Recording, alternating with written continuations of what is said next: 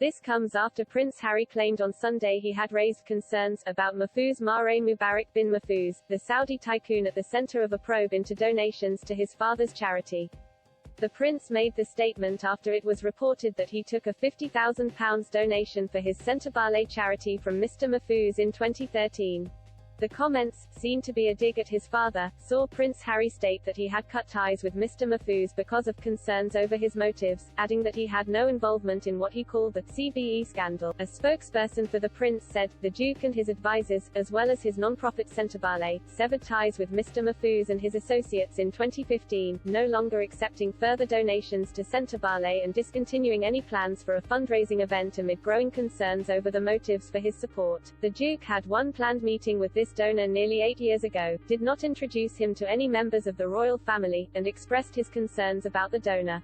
It is disappointing that the Sunday Times, knowing all the facts, has chosen to encourage speculation by being deliberately vague to try to create a falsified link between the Duke of Sussex and the CBE scandal, of which he had no knowledge or involvement. In response, a friend of the Prince of Wales said that the future king is deeply shocked and disappointed but is keeping a dignified silence, amid fears a public row could inflict damage on his future reign.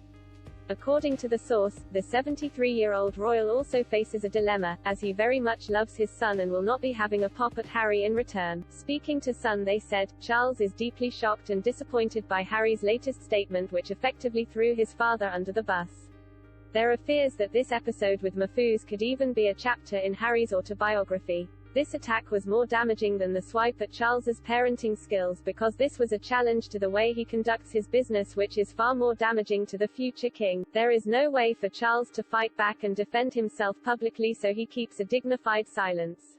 They added, these constant barbs about his father from America could be very damaging to his reign. Attempts have been made to clear the air, but they have barely spoken since the Duke of Edinburgh's funeral. Charles very much loves his son and he will not be having a pop at Harry in return.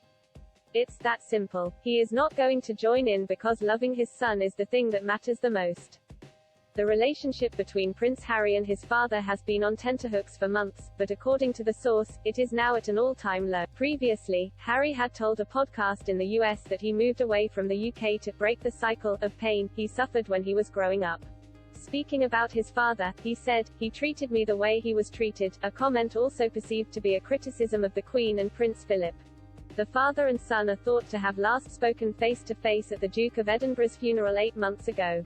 They did not meet in July when Prince Harry came to London for the unveiling of the statue of his mother. Meanwhile, there have reportedly only been a few fraught phone calls between the two since the Duke and Duchess of Sussex stepped back from royal duties. According to the Times, the Duke of Sussex met with Mr. Mahfouz in a pub in Chelsea, West London, after he gave £50,000 to his charity in 2013. The Centre Ballet Foundation has claimed that beyond the two donations no other activity took place.